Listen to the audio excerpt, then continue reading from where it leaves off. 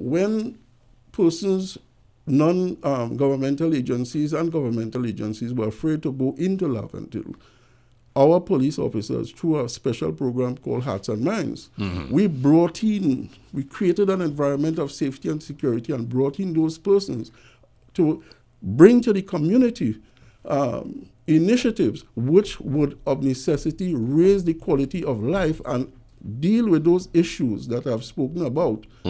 And one of the things that we have also done in communities is to look at ways of making persons harder targets, particularly the business community, looking at what infrastructure they have in place with respect to security and so on, and advising them to ensure that we do not have crimes in those areas. So overgrown bushes, the regional corporations, we liaise with them to get it cut so that persons wouldn't use these areas to perpetrate crime and so. So it is happening.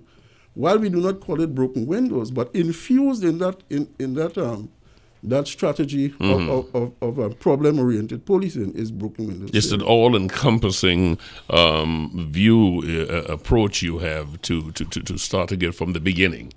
And I got that. And I use one area of religion, still joking, one area of religion, Yanni's definition to make the point. But yes, you did take it all over. So the question of the PCB, the PSB, they are working at it. The Police Complaint Review Authority, the Police Complaint Authority, PCA, Mr. West's organization, they too would work with the citizenry to deal with problems with the police. I am saying in that area here because I want to make it very clear. Just to interrupt you, there's also another institution that works, the Citizen Security Program, very important. It emanates from the Ministry of National Security. They play a critical role. Citizen Security Program, CSP. The CSP. Yes.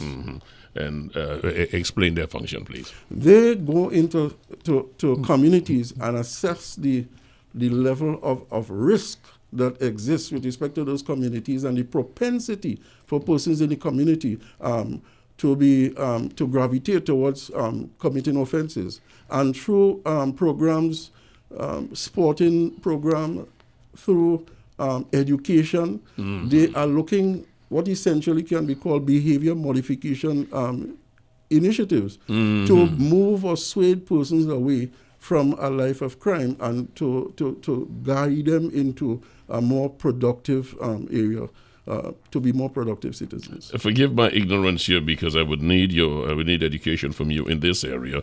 I know the American equivalent is PAL, the Police Athletic League. What's the equivalent we have here that's teaching young folks that they getting them involved in projects where they feel comfortable that the police officer is their pal? I mean, I know Shabbat is doing something with the youth league. I'm asking, how pervasive is this? How widespread is this? Let me tell you how pervasive. We have, and the engine, the entity is the Police Youth Club. In Trinidad and Tobago, we have currently 112 police youth clubs with 10,500 members. And it is expanding all the time. Okay. So that's to tell you how pervasive it is. So that is one outreach that's really good. I know talk has been, and this is still in keeping with the confidence and the relationship with the community. I'm staying in that area because if nothing else, us leaving here this morning, I want our listeners to be very clear that they are welcomed to work in concert with the police service. The question of respect and civility, moving from a police force to a police service. That is something that has to be done because many folks feel that even on a common stop, they are disrespected. Folks feel that they're not given the information. No rights are respected. They feel that if they, and I've heard this many times, and I'm sure you have, as the Deputy Commissioner, folks say, I hail the police down and they just keep going. What is a citizen to do in a case like this, and what is being done to make our police more public friendly? Or to understand that they are a police service and not a police force? Rennie, we in the Trinidad and Tobago Police Service, we have expended quite a lot of money and training with police officers in customer service. It's a continuous program We have seen some traction with respect to this, but however, there is room for improvement because we have been getting complaints that the level of citizen-centered service is not one that the citizens are satisfied with. So the commissioner and the executive, we have decided to continue with this program to look at how best we can re-engineer that program to create the level of success and the level of interaction, that relationship that we want to have with our public. Because I will tell you, quintessentially, the Trinidad and Tobago Police Service is not a product-driven institution where we envisage what is best for you and put it into motion. We are essentially a market-driven organization where we go to different communities, we consult and we get feedback so that when we devise programs, it was with the input of the community and the police so that it really enhances the level of police legitimacy, as it were, in the community and in Trinidad and Tobago. So we have been getting feedback and we have been tweaking what we're doing to ensure that there is some level of synergy between what the citizens need and want and what we are required to deliver. The quality of our deliverable is based on consultation with the community. From the umbrella, you have identified a number of areas that the outreach is going on from the specific police outlets, stations, precincts, whatever they call police stations from the specific stations. Are they reaching out to the community? Are they going out and having these kind of conversations that we know is a wonderful bridge to making folks feel comfortable? We are doing that on 2 levels. 3 levels, as a matter of fact. One is we have in each station what is called a station council. That is to say, the person in charge of the station is mandated by the commissioner and the executive to forge relationship with the identifiable stakeholders in the community who meet with the police and they bring their level of experiences and problems and suggestions to the police, and we likewise interact with them and provide solutions to the challenges that they are facing. That's at the station level.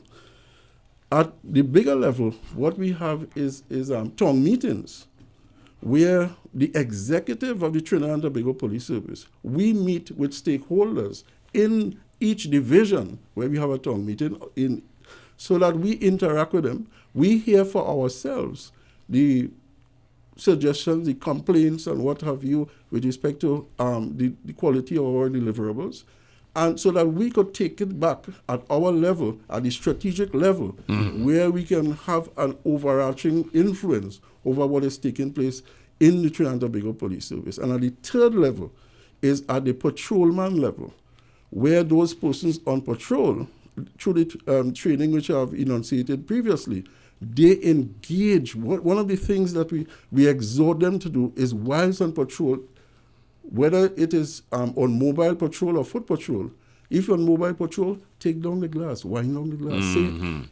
It doesn't, you wouldn't know the level of interaction that really ensues from saying, good morning, how are you? Indeed. Police officer Indeed. That voice you're hearing is that of Deputy Commissioner Glenn Hackett this morning, and we are talking about getting that comfort with the citizenry. Oftentimes we hear that the police are without the technological tools to execute what is needed. How dire is that? 1 and 2, as a continuum of that, is that a factor in the morale within the service? Is there a problem as a consequence of folks feeling that we're not getting the tools to do the job, to meet the expectations? If I were to give the Trinidad and Tobago Police Service a mark on a continuum from 1 to 10, I would give it a 7. It is not that the situation is dire, but to one who subscribes to the tenets of total quality management, as I do, it is not enough. Because what we want to do is to continuously improve what we do, continuously improve the capacity to deliver a quality product that is really wanted by the citizenry of Trinidad and Tobago. Of course, we can do with more technology. But however, we are restrained by the allocations made to us. Now, in some circumstances, we have assistance from external stakeholders, inclusive of the U.S. government through the U.S. Embassy here. They provide a level of training for our officers. The British Embassy, the British government, they do that too, and other external stakeholders. But quite clearly, there is always need for continuous improvement to bring us to the level where really we are on the cutting edge of technology. I'm going to come back to my morality question real quickly, but I just want to stay in the area of this technology because part of what what I inquired earlier, the question of speed guns, we understand they're here. Are they in use? Not as yet.